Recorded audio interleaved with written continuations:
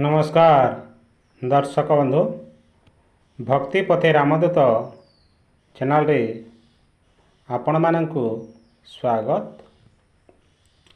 आजिर एही वीडियो रे जानिबा पुणी थरे हनुमान साधना बहिर केतोटी शक्तिशाली मंत्र विषय रे जानिबा। एही मंत्र मान विधिपूर्वक कले भल काम करिथाए। आसंतु एही मंत्र जानिबा।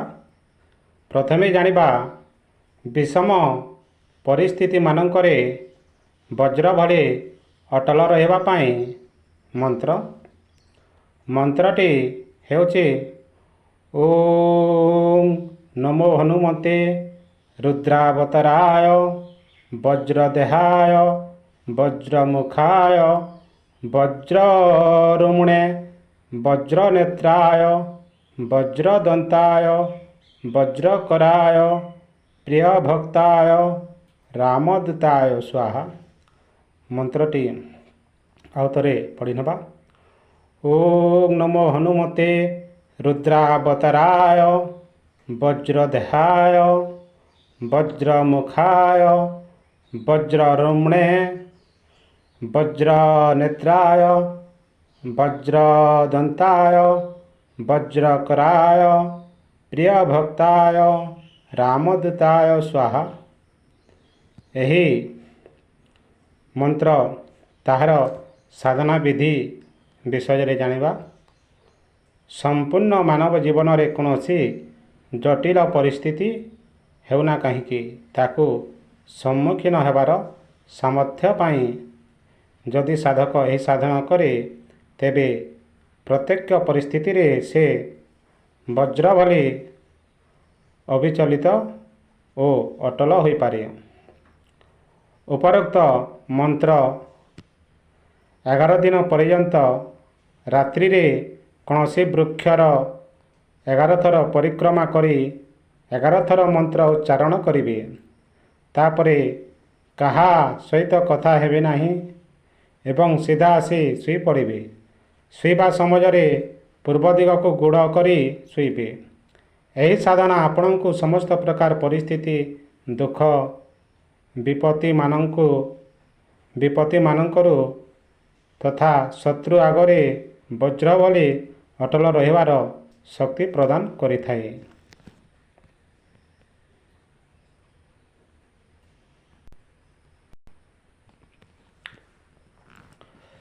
सूर्य भली तेजस्वी हेबा पाई मंत्र।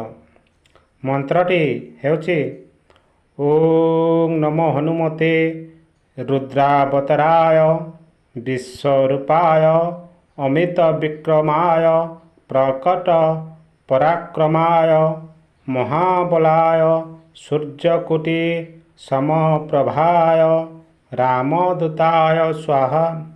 मंत्रटी आउतरे पढ़ी नवा। ओम नमो हनुमते रुद्रावताराय विश्वरूपाय अमित विक्रमाय प्रकट पराक्रमाय महाबलाय सूर्यकोटि समप्रभाय रामदूताय स्वाहा। एही मंत्र मानकरे अन्य चैनल मानकरे देथांती से माने ताहार साधना विधि को लुकाई देथांती। साधना विधि कहंती नहीं। आसंतु जानिबा एहार साधना विधि।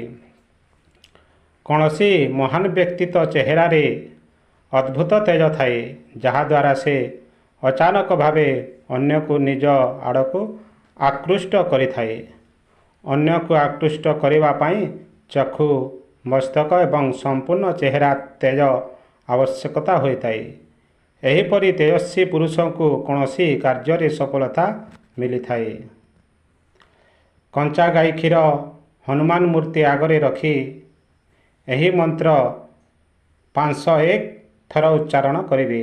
तापरे क्षीर को 11 थर फुंकी सही क्षीर द्वारा निज मुहरे लेप देवे एवं पुणी 7 थर मंत्र उच्चारण पर शुद्ध जल द्वारा मुह धोईदेवे। एही भली कौनसी मंगलवार किंबा शनिवार दिन सूर्योदय परे एवं ସୂର୍ଯ୍ୟାସ୍ତ ପୂର୍ବରୁ କରିବା ଉଚିତ। 7 ମଙ୍ଗଳବାର କିମ୍ବା 7 ଶନିବାର ପର୍ଯ୍ୟନ୍ତ ସାଧନା କରିବା ଦ୍ୱାରା ଆଶ୍ଚର୍ଯ୍ୟଜନକ ଭାବେ ତେଜ ପ୍ରାପ୍ତ ହୋଇଥାଏ। ଆପଣ ହନୁମାନ ମୂର୍ତ୍ତି କୌଣସି ଛୋଟ ମୂର୍ତ୍ତି ଗୋଟିଏ ନେଇଯିବେ କିମ୍ବା ହନୁମାନଙ୍କର କୌଣସି ଫଟୋ ଗୋଟିଏ ନେଇଯିବେ। ତାକୁ ରଖି ତା ସାମ୍ନାରେ ତାଙ୍କୁ ପୂଜା ଅର୍ଚ୍ଚନା କରିବେ।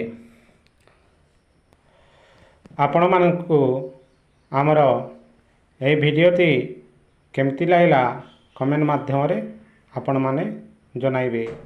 ଆଗକୁ ଆହୁରି ମନ୍ତ୍ରମାନ ଜାଣିବା ପାଇଁ କମେଣ୍ଟ ବକ୍ସରେ କମେଣ୍ଟ କରିବେ। ଆମର ଚ୍ୟାନେଲକୁ ନୂଆ ଆସିଥିଲେ ଚ୍ୟାନେଲକୁ ସବସ୍କ୍ରାଇବ୍ କରିନେବେ। ଜୟ ଶ୍ରୀରାମ।